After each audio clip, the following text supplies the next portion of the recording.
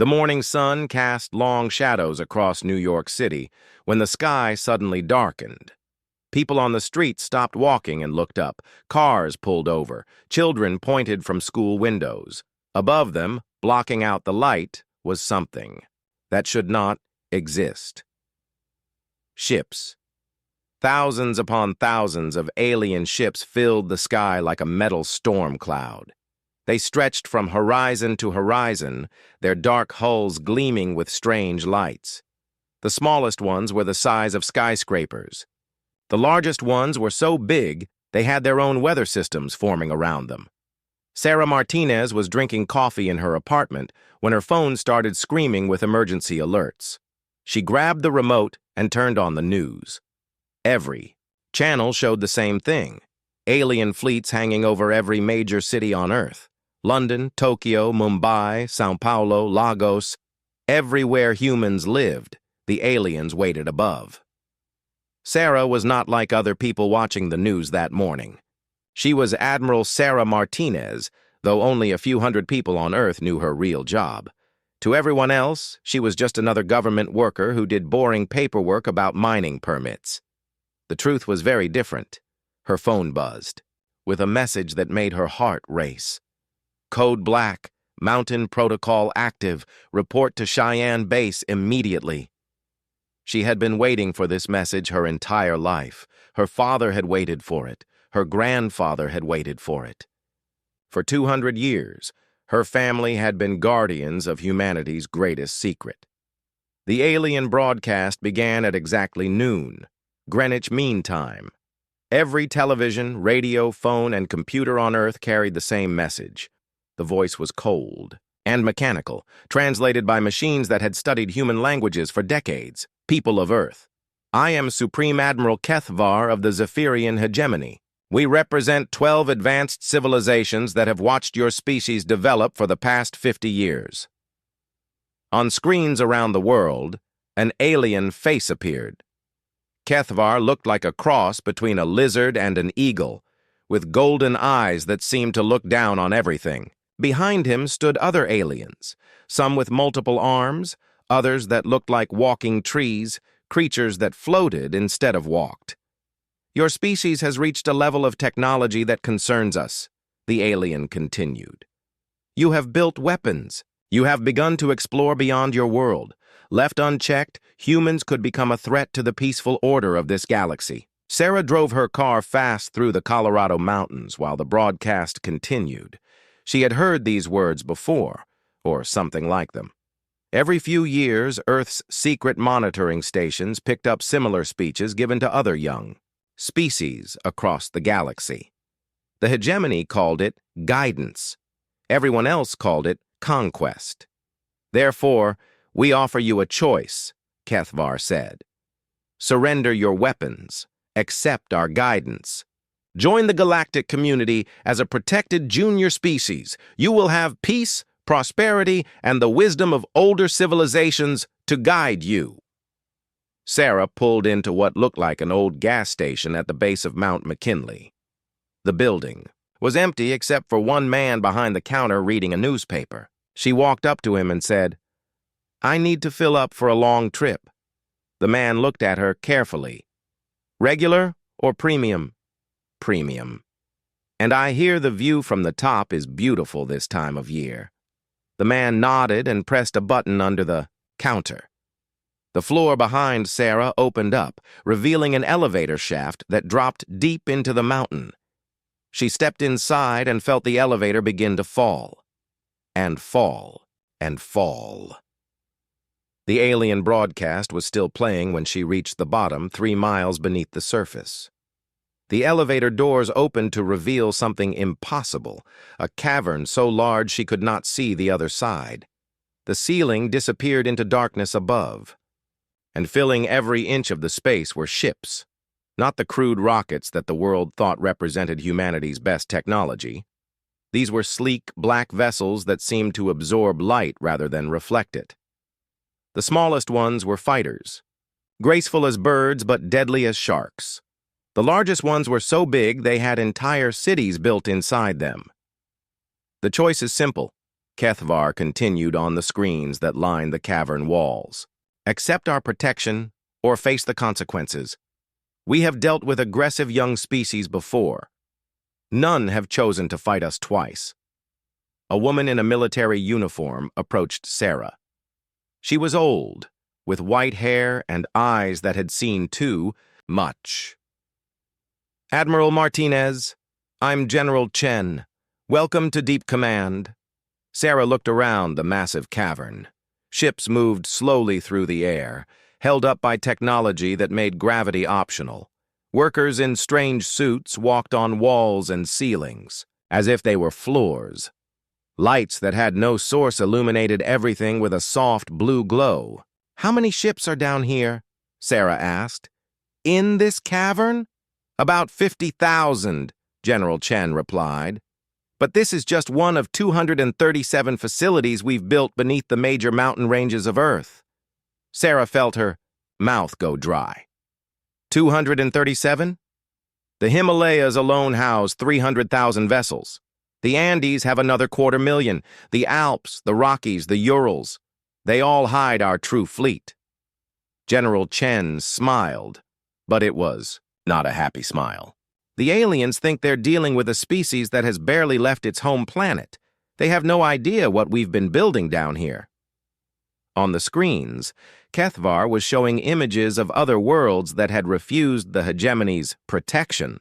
Burned cities, empty planets, species reduced to slaves or extinct entirely. You have 72 hours to decide, the alien admiral said. Choose wisely. Choose life. Choose to join the galactic community under our guidance. The broadcast ended, leaving Earth in silence. General Chen led Sarah through corridors carved from solid rock.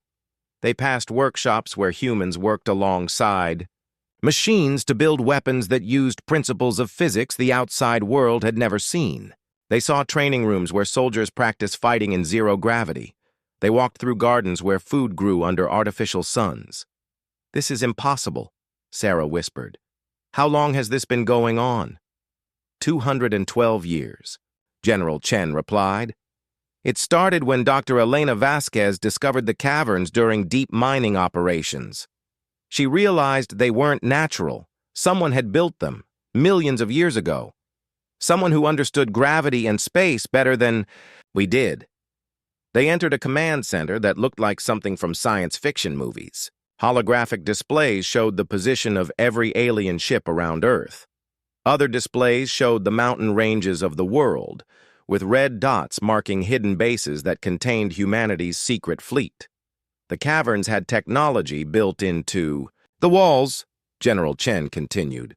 Machines that could manipulate gravity, create zero-G environments, generate unlimited clean energy. We learned to use them. We learned to build with them. And we learned to hide. Sarah stared at a display showing the alien fleet above. 50,000 ships, each one larger and more advanced than anything humanity was supposed to possess. But why hide? Why not use this technology to help people? Because we knew this day would come, General Chen said. Our deep space monitoring stations have been watching the hegemony for decades. We've seen what they do to species that develop too. Quickly, they destroy anything that might challenge their control. Another officer approached them, a young man with nervous energy. General, President Chen is about to address the world. She's requesting confirmation of protocol status. General Chen nodded. Tell the President that Protocol Lazarus is fully active. All mountain facilities are online. All ships are crewed and ready. On the main screen, President Chen appeared from the White House. She looked tired and worried, exactly like a leader facing impossible odds should look.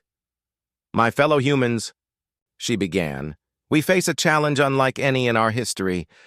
But Sarah noticed something in the president's eyes, a calm that didn't match her worried expression, a confidence that came from knowing something the aliens did not. We are being asked to surrender our freedom for the promise of safety, the president continued. We are being told that we must accept the guidance of those who claim to know better than we do how to live our lives. The camera showed crowds of people around the world watching the speech. In the alien ships above, Sarah knew that Kethavar and his commanders were also watching, expecting to see a defeated species preparing to surrender. "I want to be clear about our response," President Chen said. "Humanity will never surrender. Humanity will never accept the chains of slavery, no matter how golden they appear. And humanity is not as defenseless as some might think." In command, centers beneath mountains around the world, thousands of people who had lived their entire lives in secret began their final preparations. Engineers checked weapons systems that had been tested in caverns no satellite could see. Pilots climbed into ships that had been built in factories carved from living rock. Soldiers who had trained in gravity-free chambers put on armor made from materials that did not exist in any textbook. "We give the hegemony a counterproposal," President Chen said, her voice growing stronger. "Leave our solar system immediately. Never return. Find somewhere else to spread your particular brand of peace." General Chen looked at Sarah. "Admiral, are you ready to take command of the Pacific Fleet?" Sarah looked around the command center one last time. At the displays, showing 1,000,000 hidden ships. At the people who had spent their lives preparing for this moment. At the technology that would soon shock the galaxy. "I've been ready my whole life," she said. Above them, 3 miles of solid rock and 2 centuries of secrecy hid the truth from alien eyes. The hegemony thought they were negotiating with a weak, divided species that had barely mastered spaceflight. They thought they were offering mercy to helpless primitives. They had no idea that beneath their feet, humanity had been building an empire in the dark. The 72-hour countdown had begun, but the aliens had made one critical mistake. They had given humanity time to finish their preparations.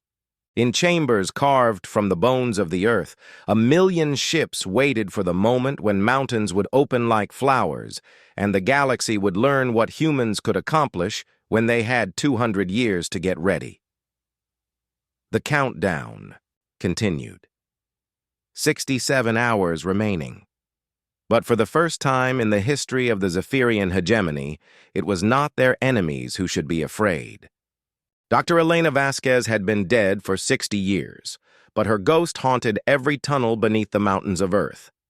Her discovery had changed everything. Her choice to keep it secret had saved humanity. Admiral Sarah Martinez walked through the Elena Vasquez Memorial Corridor, 3 miles beneath the Colorado Rockies. The walls were covered with photographs and documents from the early days, pictures of the first excavation, the moment when human drilling equipment broke through into something that should not exist. General Chen walked beside her, pointing to a photograph of a young woman in a mining helmet. Elena was 26 when she made the discovery. A geology student working on her doctoral thesis about underground water systems. She was supposed to be mapping aquifers beneath the Rockies. The photograph showed Elena standing next to a hole in the rock wall. Even in the old picture, Sarah could see the wonder and terror in the young woman's eyes. She had found something that would change the fate of humanity. What she found instead was this. General Chen gestured to the massive cavern beyond the Memorial Corridor. They stepped through an airlock into the main construction bay. The sight never failed to amaze Sarah. The cavern stretched for miles in every direction. The ceiling was so high that clouds formed near the top, and filling the entire space were ships in various stages of construction. Elena's original journal. "Entries are required reading for everyone who works down here," General Chen said. She understood immediately that the caverns were not natural. The mathematical precision was too perfect. The materials were too advanced. And the gravity fields that kept everything stable were impossible according to human physics.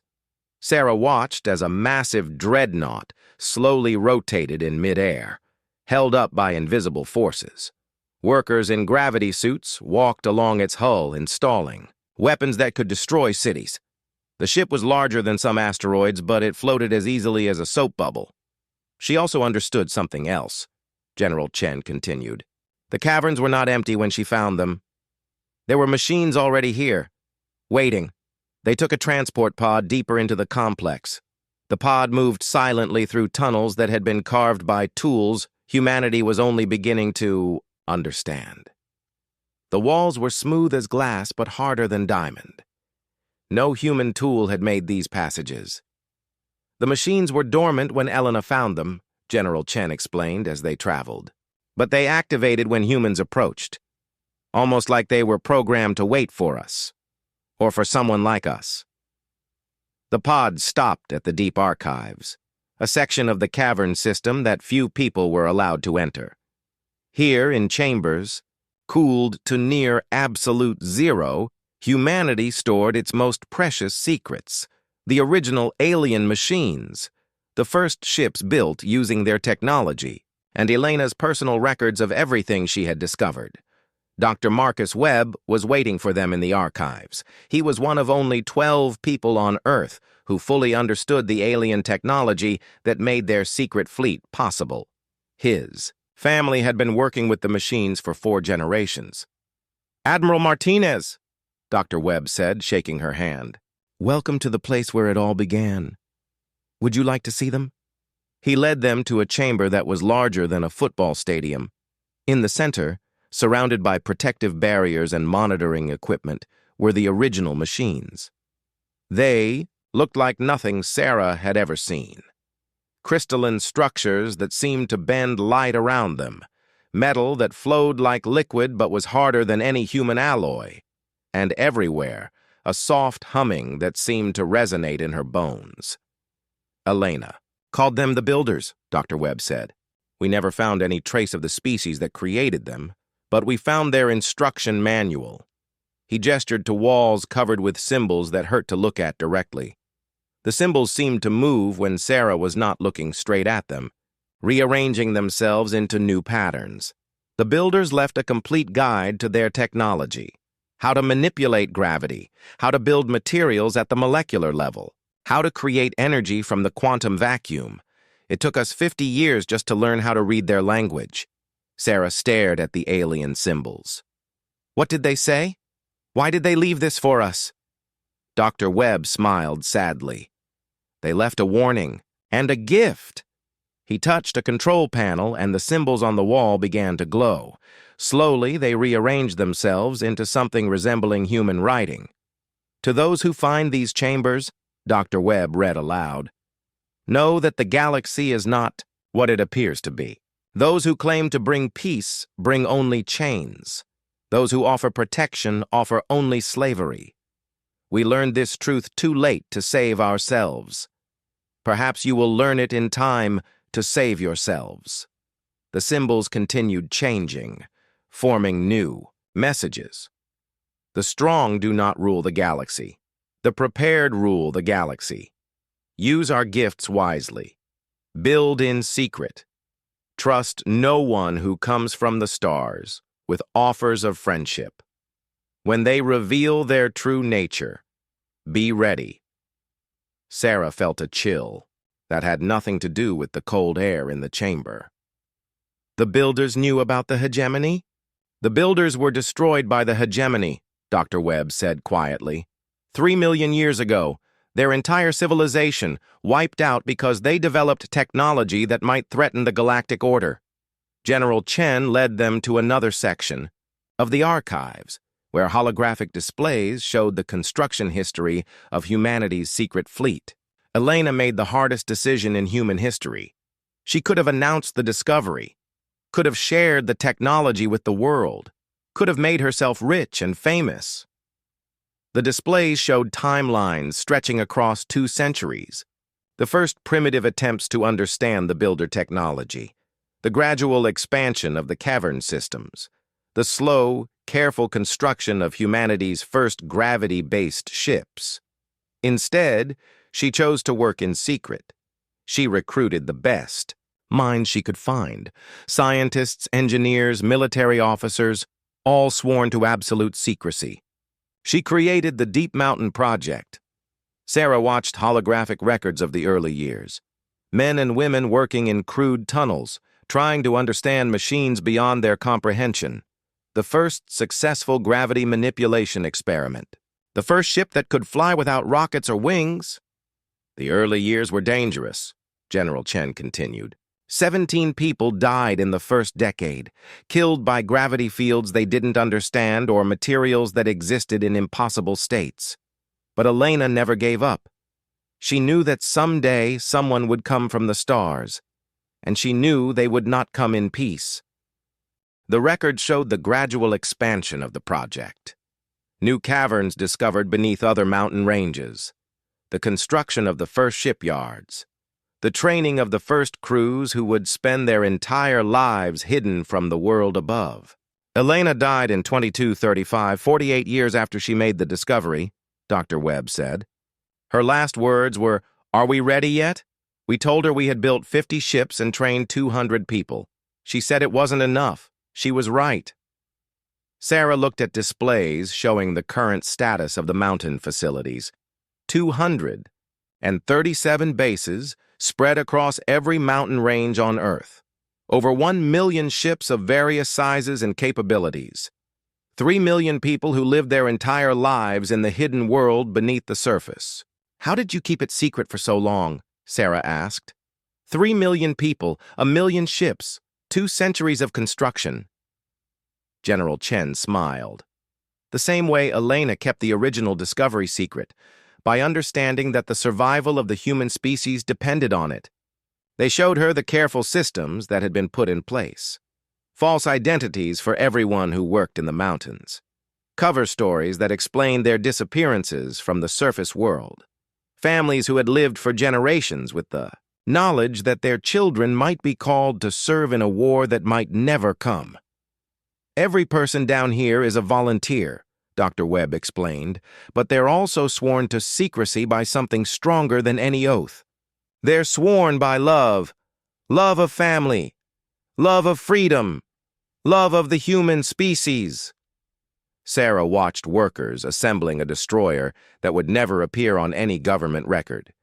The ship was beautiful and terrible, built with technology that made the aliens' weapons look primitive. But it was crewed by ordinary people. Teachers, farmers, students, humans who had chosen to give up normal lives to protect everyone else's freedom.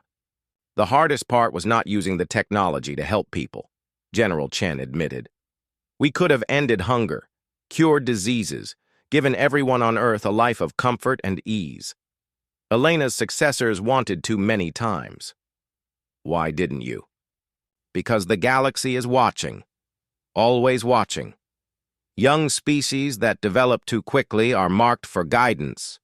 Species that show signs of advanced technology are visited by the hegemony. We've seen it happen to dozens of worlds over the past century. They showed her records captured by humanity's secret monitoring stations. Broadcasts from other star systems where young species had welcomed the hegemony with open arms. Those species were still alive, technically, but they were no longer free. They built nothing without permission. They explored nothing without guidance. They were pets in a galactic zoo. Elena understood that humanity had to appear weak and divided, Dr. Webb said. We had to look like exactly what the hegemony expected, a primitive species that was no threat to anyone. Sarah looked around the vast construction facility one more time, at the ships that could travel between stars faster than light, at the weapons that could shatter planets, at the technology that made humanity the most advanced species in the galaxy, even though the galaxy had no idea humanity existed. And now? She asked. Now they've revealed their true nature, General Chen said. They've shown us exactly what Elena predicted they would show us. The mailed fist inside the velvet glove. The demand for surrender disguised as an offer of friendship. Alarms began sounding throughout the facility. Not emergency alarms, but the deep, steady tones that meant final preparations were beginning. All around them, people began moving with purpose that came from decades of drilling and preparation. Admiral Martinez, General Chen said formally, By order of the Deep Mountain Council, and with the authorization of the President of Earth, you are hereby placed in command of Pacific Fleet Group 7. Your orders are to take your ships to the surface when the countdown reaches 0 and remind the galaxy that humanity is not as helpless as it appears. Sarah looked up toward the ceiling, toward the 3 miles of rock that separated them from the alien fleet above. In a few hours, that rock would open like the petals of a flower, and the galaxy would learn what humans could accomplish when they had 200 years to prepare for war. Elena Vasquez had been dead for 60 years, but her gift to humanity was about to be unwrapped. Above them, the aliens waited for surrender. Below them, the mountains prepared to give birth to lightning.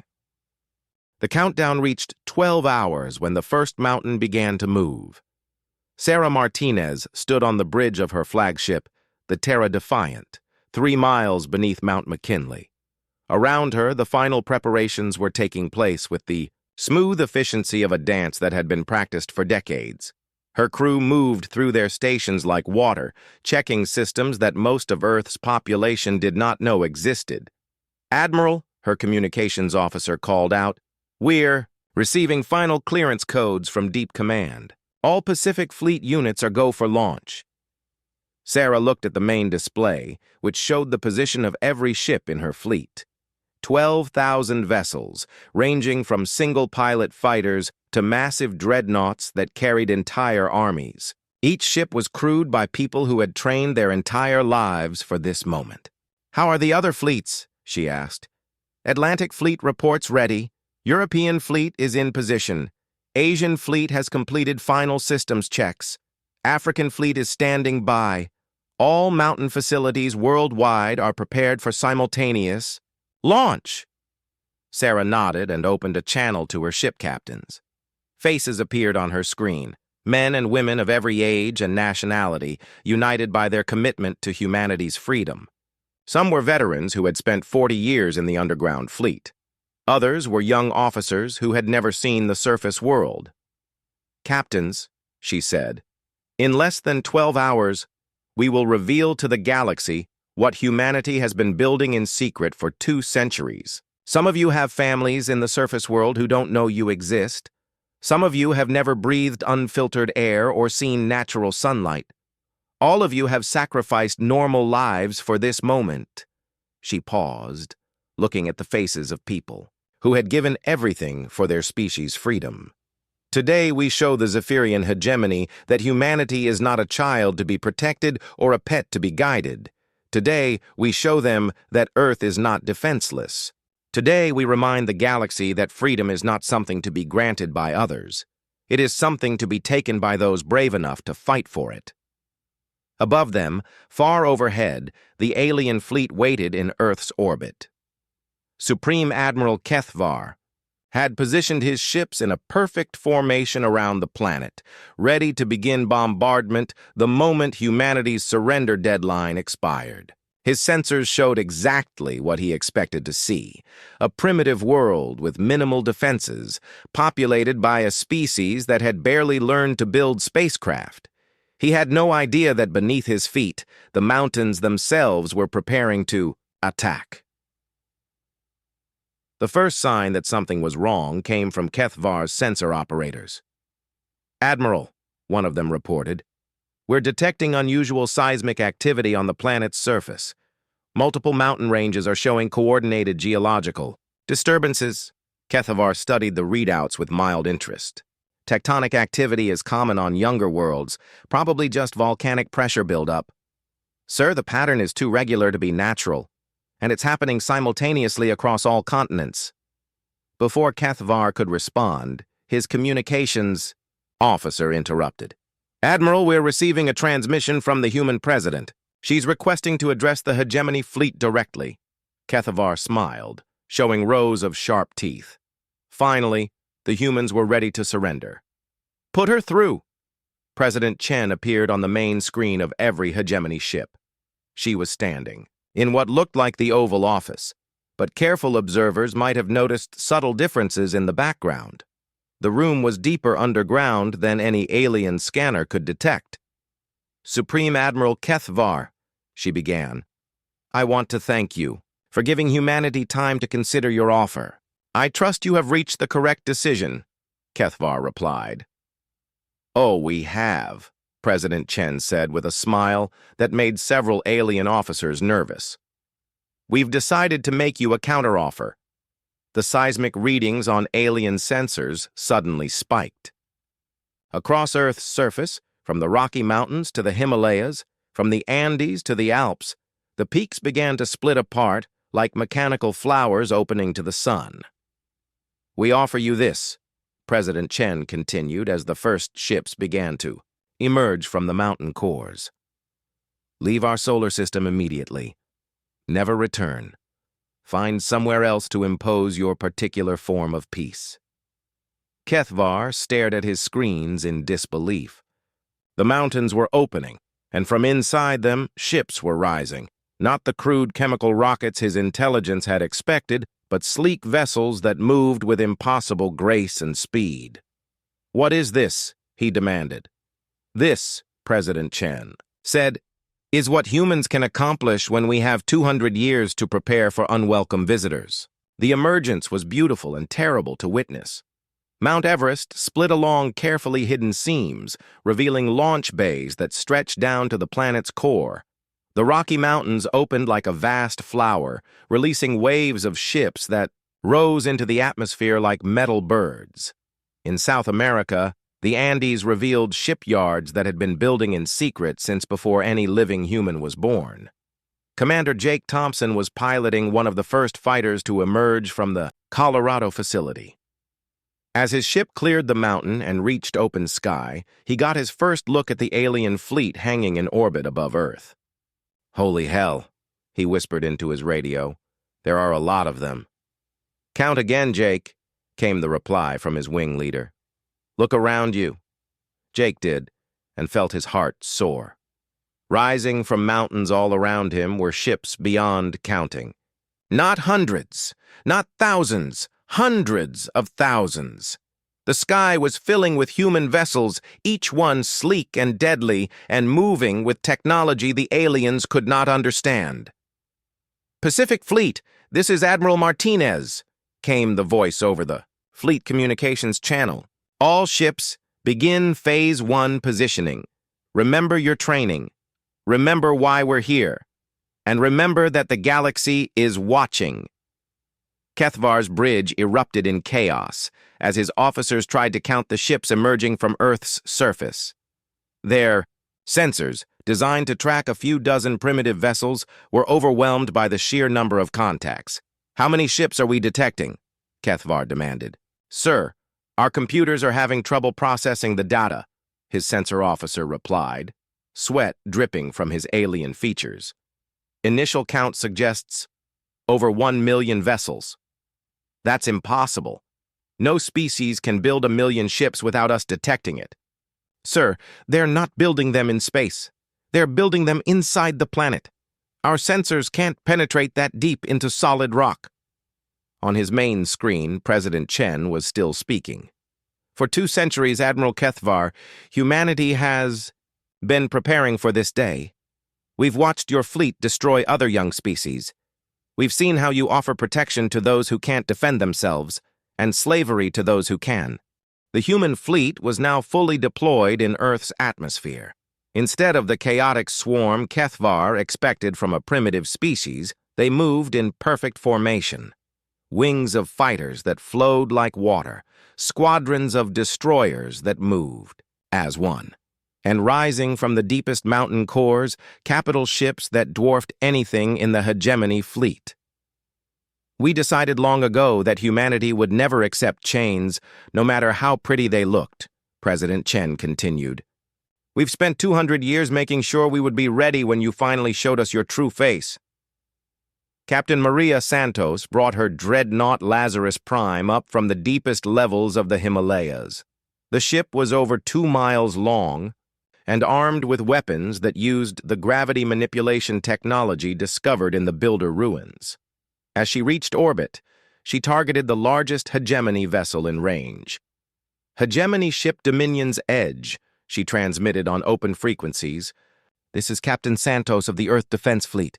You are ordered to power down your weapons and prepare to be boarded. Kethvar received the transmission and laughed, though the sound was forced. One ship against my entire fleet? Your arrogance is remarkable, human. One ship? Maria replied. Count again. Kethvar looked at his sensors and felt fear for the first time in his long military career. His ship was surrounded, not by one human vessel, but by 50. Each one was larger than his flagship. Each one was armed with weapons his sensors couldn't identify. And each one was crewed by humans who had spent their entire lives training for this exact moment. Admiral, his tactical officer reported, we're detecting weapon locks from multiple human vessels. Their targeting systems are unlike anything in our database. Across the solar system, other hegemony task forces were reporting similar situations. Human ships were emerging from hidden bases on the Moon, on Mars, in the asteroid belt. Places where alien sensors had detected nothing were suddenly revealing massive military installations. How long have they been building this fleet? Kethvar asked, his voice barely a whisper. Sir, his intelligence officer said, reviewing data that made no sense. If our readings are correct, some of these installations are over 200 years old. Jake Thompson and his fighter wing engaged the first alien patrol that tried to break formation. The hegemony ships were fast and well-armed, but they were designed to fight other alien vessels. They had no experience with human tactics or human determination. Remember your training, Jake called to his wing. These ships are built to intimidate primitives. We're not primitives. The engagement lasted less than 5 minutes. When it was over, 12 alien ships had been destroyed or disabled, and the human fighters had suffered no losses. Similar small battles were breaking out across Earth's orbital space, and the results were always the same. Kethvar realized that his perfect formation was falling apart.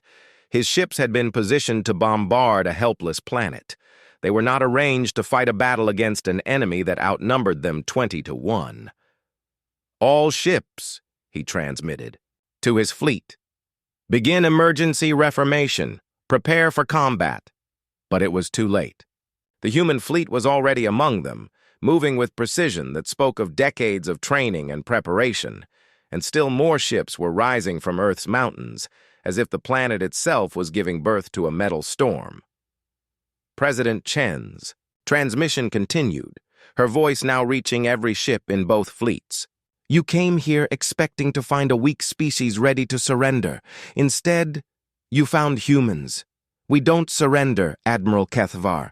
We don't accept protection from those who offer slavery, and we don't forgive those who threaten our freedom. The space around Earth filled with light as the first major battle began. Alien weapons struck human shields that bent reality itself. Human weapons replied with forces that could tear apart molecular bonds. Ships that had been built in secret caverns proved themselves against vessels that had conquered dozens of worlds. And deep beneath the mountains, in command centers carved from living rock, 3 million humans watched as their 2 centuries of preparation finally paid off. The galaxy was about to learn that Earth was not defenseless. The galaxy was about to learn what happened when you threatened humanity's freedom. The galaxy was about to be humbled by mountains. The battle for Earth lasted 18 hours and changed the balance of power in the galaxy forever. Supreme Admiral Kethvar stood on the bridge of his flagship Dominion's Edge, watching his perfect formation dissolve into chaos. Around him, his officers called out damage reports and casualty counts that made no sense. How could a primitive species be winning against the combined might of 12 advanced civilizations? Sir, his tactical officer reported, we've lost contact with battle groups 7, 9, and 12. The humans are using some kind of weapon that disrupts our communications. And our casualties? Over 8,000 ships destroyed or disabled. Sir, the humans have lost less than 500. Kethvar felt his scales turn cold. Those numbers were impossible. His fleet had conquered entire star systems with fewer losses than they were suffering against a single world. On the main display, He watched human ships move through space like nothing he had ever seen. They didn't follow normal physics. They turned without thrusters, accelerated without reaction mass, and absorbed energy weapons as if they were feeding on them. Captain Maria Santos piloted her dreadnought Lazarus Prime through the center of the alien formation like a sword through silk. Her ship was surrounded by enemy vessels, but their weapons barely scratched her shields. The gravity manipulation technology built into her hull allowed her to create defensive fields that bent space itself. "Target their command ship," she ordered, her weapons officer. "Let's see how brave they are when they're not fighting primitives." The Lazarus Prime fired its main weapon, a focused gravity beam that could collapse matter at the molecular level. The beam struck a hegemony cruiser and the alien ship simply folded, like a piece of paper being crumpled by an invisible hand. One moment it was there, the next, it was a ball of compressed metal falling toward Earth.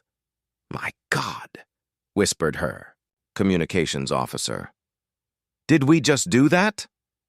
"That's what happens when you threaten Earth," Maria replied grimly. "Target the next ship." Across the solar system, similar scenes were playing out. Human ships emerged from hiding places that had been secret for centuries. The moon opened up to reveal massive shipyards built inside artificial caverns. Mars showed launch bays that had been disguised as natural geological features. Even the asteroid belt revealed hidden bases where humans had been building ships using materials mined from space rocks. Commander Jake Thompson led his fighter squadron through a formation of alien destroyers, his ship dancing between energy beams that could have vaporized a city. The aliens were good pilots, but they were fighting according to rules that humans had abandoned long ago. "Jake," his wingman called over the radio, "3 bogeys coming up on your 6. "I see them," Jake replied, pulling his fighter into a maneuver that should have been impossible. His ship rotated around its own center of gravity, allowing him to fire backward while still moving forward. The alien pilots had never seen anything like it. 2 of them collided trying to follow his movement. The human pilots had trained in the zero-gravity chambers beneath the mountains. They had learned to think in 3 dimensions while the aliens still flew like they were bound by planetary gravity. It was like watching eagles fight fish. In the deep command centers beneath Earth's surface, Admiral Sarah Martinez coordinated the largest space battle in human history. Holographic displays showed her the position of every ship in both fleets. Data streams provided real-time updates on damage, casualties, and tactical situations. "Admiral," her intelligence officer reported, "we're intercepting alien communications. They're calling for reinforcements from their home systems." "How long?" "Until those reinforcements arrive?" "At least 6 months, sir. And they'll have to travel through systems we've been watching for decades." Sarah smiled. The aliens still didn't understand what they were facing. This wasn't just Earth's fleet. This was humanity's fleet. And humanity had been preparing for this war across the entire solar system. "Send word to the outer system bases," she ordered. "Begin Phase 2 operations." Kethavar was receiving reports that made his head spin. Human ships were attacking hegemony outposts throughout the solar system. Bases that had been built in secret over the past 50 years, hidden from primitive human sensors, were being destroyed with surgical precision. "They knew where all our facilities were," his intelligence officer said in shock. "They've been watching us for decades." "That's impossible. We would have detected their surveillance equipment." "Sir, I don't think they used equipment. I think they used people." On the tactical display, Kethvar watched human ships attack a listening post hidden on one of Jupiter's moons. The base had been built 30 years ago and was supposedly invisible to human technology. But the attacking ships knew exactly where to strike, exactly which defenses to avoid, exactly how to disable the facility without destroying the valuable intelligence it contained. "They've been infiltrating our operations," he realized. "For how long?" "Unknown, sir. But if they could hide a 1,000,000-ship fleet for 2 centuries, they could certainly hide a few spies for a few decades." The truth was even more sophisticated. than Kethvar imagined. Humanity's intelligence network had been watching alien activities since the first hegemony scout ships entered the solar system. Every alien base, every hidden outpost, every secret facility had been mapped and studied by humans who appeared to be nothing more than asteroid miners or space station maintenance workers. Dr. Elena Vasquez's successors had learned early that knowledge was the most powerful weapon of all. Know your enemy better than they know themselves, and you could defeat forces 10 times larger than your own. The battle reached its turning point when Captain Chen brought the mega-dreadnought Mountain's Heart into action. The ship was the largest vessel humanity had ever built, constructed in a cavern beneath the Himalayas that had been expanded specifically to house it. It was armed with weapons that used builder technology in ways the original aliens had never imagined. "Target the alien flagship," Chen ordered. "All weapons." The Mountain's Heart fired every weapon it possessed at once. Gravity beams that twisted space. Energy projectors that fed on quantum vacuum fluctuations. Particle accelerators that fired streams of matter moving at 90% of light speed. The combined barrage struck Kethvar's flagship like the anger of a god. The Dominion's Edge survived, but barely. Half its systems were offline, its shields were failing, and its engines were damaged beyond repair. "Sir," Kethvar's damage control officer reported, "we're dead in space. Life support is failing. Weapons are offline." Kethvar looked around. His ruined bridge. Outside, the battle continued, but the outcome was no longer in doubt. His mighty fleet, which had conquered dozens of worlds, was being systematically destroyed by a species he had dismissed as primitive. "Open a channel to the human fleet," he ordered. "Sir, open the channel!" The face that appeared on his screen was not what he expected. Admiral Sarah Martinez looked young, calm, and completely in control. Behind her, he could see displays showing the tactical situation. The humans were winning by margins that defied belief. "Admiral Martinez," Kethvar said, his voice heavy with defeat, I request terms for surrender." Sarah studied the alien commander for a long moment. "Terms? You came here to demand our surrender. You threatened to destroy our civilization if we didn't submit to your guidance. And now you want to negotiate?" We made an error in judgment." "You made an error in judgment about who you were dealing with," Sarah corrected. "But this isn't just about Earth anymore, Admiral Kethvar. This is about every species your hegemony has conquered, every young civilization you've crushed, every world you've turned into a slave state." Around the solar system, human ships were broadcasting messages on frequencies that reached across interstellar space. Messages in hundreds of alien languages, transmitted to star systems throughout the galaxy. "This is Admiral Sarah Martinez of the Earth Defense Fleet," her voice carried to distant worlds. "To all species currently under hegemony control. You are not alone. You are not helpless. And you are not without allies.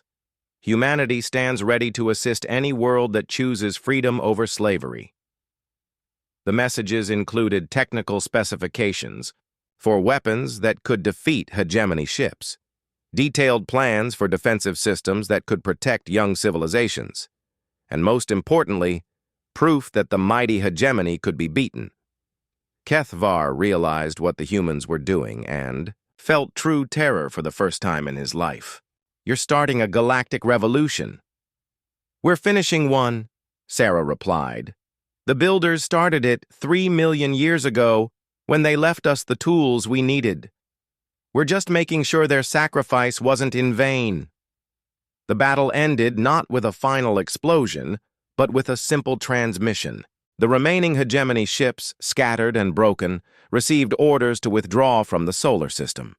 Those that could still move began the long journey back to their home worlds, carrying news that would shake the galaxy. Earth was not defenseless. Humanity was not primitive. And the age of the hegemony's easy conquests was over. In the command centers beneath Earth's mountains, 3 million humans watched the alien fleet retreat. Some cried, some cheered. Most just sat in silence, understanding that they had changed the course of galactic history. "Admiral," Sarah's communications officer reported, "we're receiving messages from over 40 star systems. Species that have been under hegemony control for centuries are requesting assistance." Sarah looked at the tactical display, now showing the positions of human ships throughout the solar system. 1 million vessels built in secret, crewed by people who had given their lives to protect humanity's freedom. "Send word to all fleet commanders," she ordered. "Begin preparations for Phase 3. "Phase 3, sir. We're going to visit some of our new friends," Sarah said with a smile that would have terrified Kethvar if he could have seen it. "And we're going to make sure the galaxy understands that the age of enforced peace is over." The mountains had opened. The fleet had risen, and humanity had announced to the galaxy that Earth would never bow to anyone. The real war was just beginning. 6 months after the Battle of Earth, Admiral Sarah Martinez stood on the observation deck of humanity's newest flagship, the Terra Invictus, as it approached Nexus Prime, the political center of what had once been the Zephyrian hegemony. The ship was massive, built using builder technology that humanity had finally learned to improve upon. Behind it, an escort fleet of 10,000 vessels maintained perfect formation, their black hulls gleaming with the blue light of gravity drives that bent space itself. "Admiral," her communications officer announced, "we're receiving a transmission from Nexus Prime. The Galactic Council is requesting permission to come aboard." Sarah smiled. 6 months ago, the Galactic Council had been a rubber stamp organization that approved whatever the hegemony wanted. Today, it was an assembly of free worlds that had thrown off their chains and demanded true representation in galactic affairs. "Permission granted," she said, "and remind them that they're not coming aboard to surrender. They're coming aboard to negotiate as equals." The transformation of the galaxy had been swift and brutal. When news of the hegemony's defeat at Earth spread, over 300 worlds had declared independence simultaneously. Species that had been suppressed for centuries suddenly found their voices. Young civilizations that had been kept primitive by hegemony guidance revealed technologies they had been developing in secret. The Cathara had been the first to act. Their homeworld was only 20 light-years from Earth, and they had received humanity's broadcast within days of the battle. Within a week, Cathara ships armed with human-designed weapons had destroyed the hegemony garrison in their system. Their message to Earth had been simple. "Thank you for showing us that resistance was possible." The Velkari followed, then the Nexari, then dozens of others.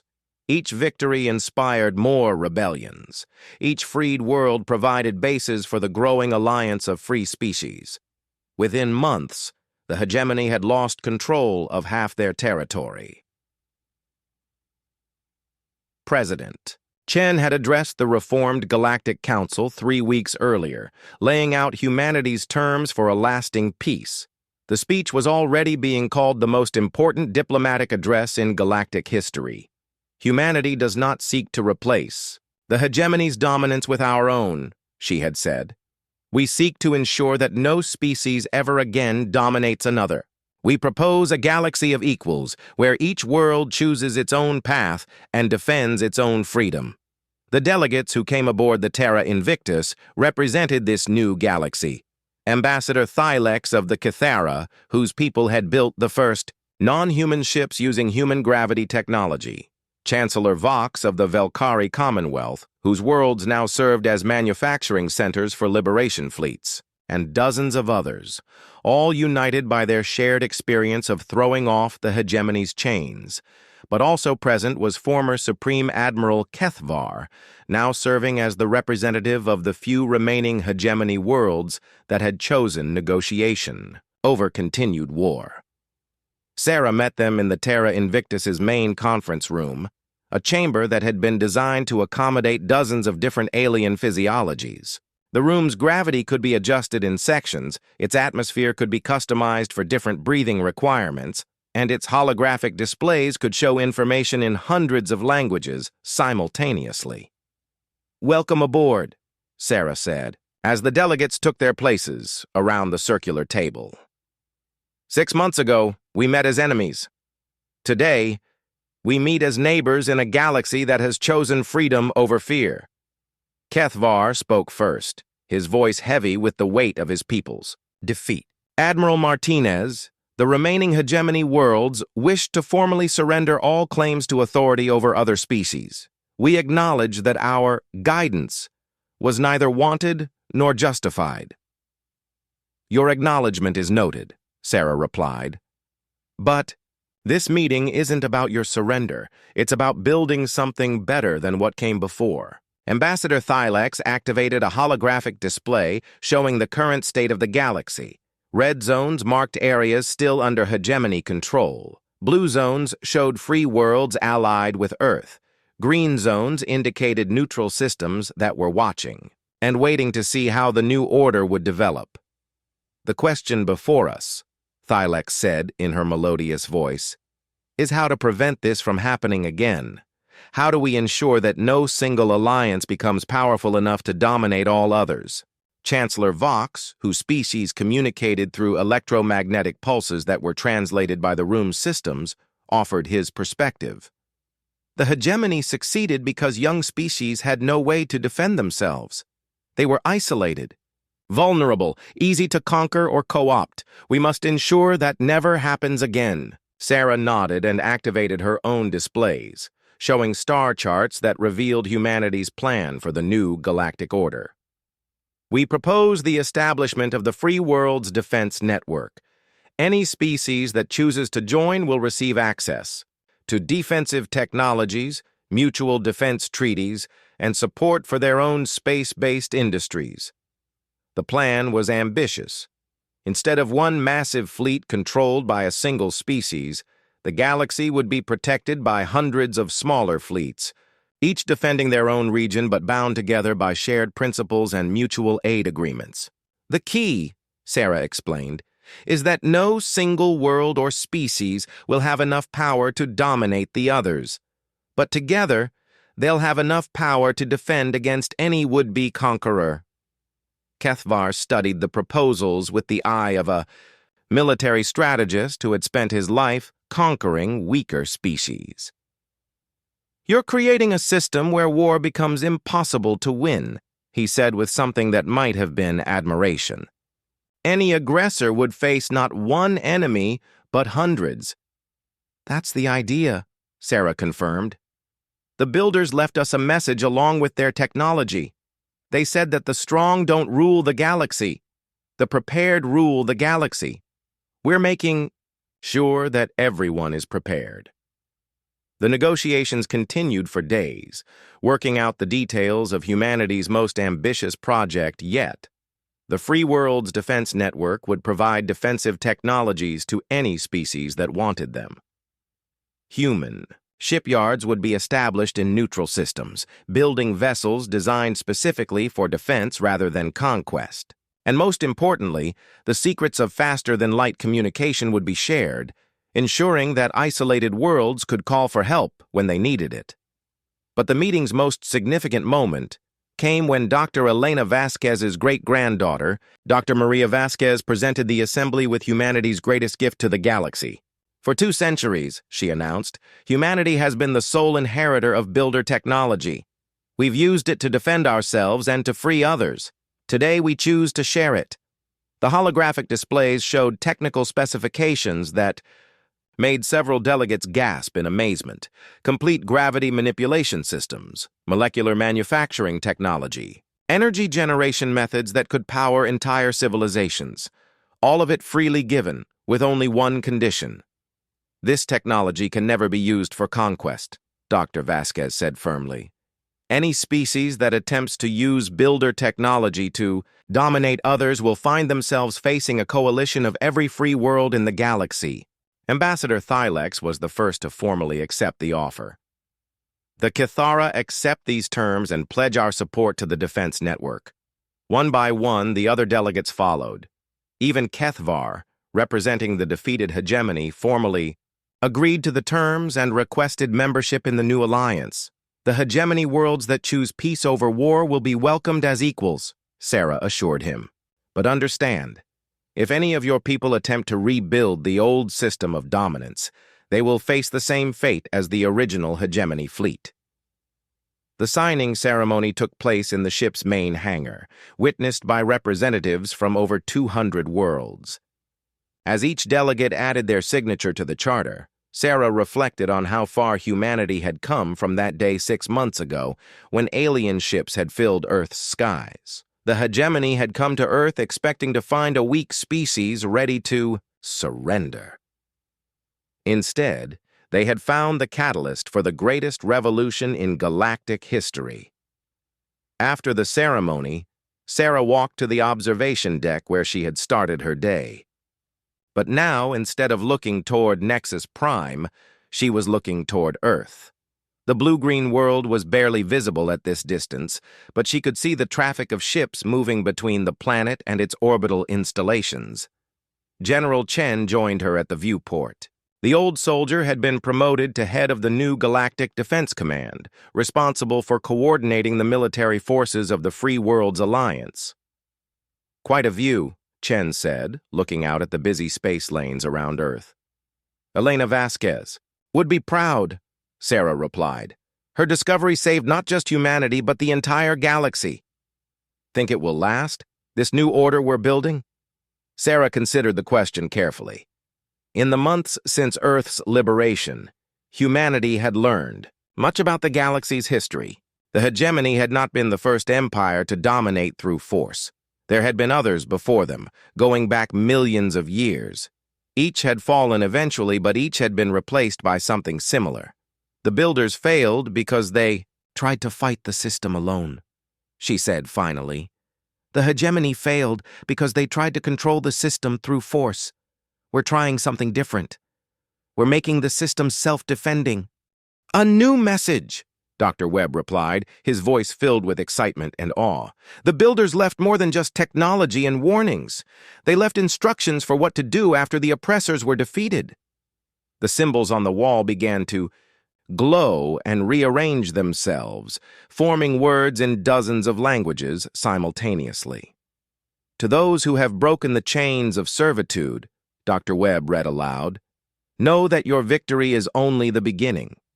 The galaxy is vast, and there are other threats beyond those you have faced. Use our gifts wisely, build in unity, defend in strength, and remember that the greatest enemy of freedom is not conquest from without, but complacency from within." Sarah felt a chill as she realized what the builders were telling them. The hegemony had not been the only threat in the galaxy. Somewhere out there, beyond the borders of known space, other dangers waited. "Are there more messages?" she asked. "Hundreds," Dr. Webb confirmed.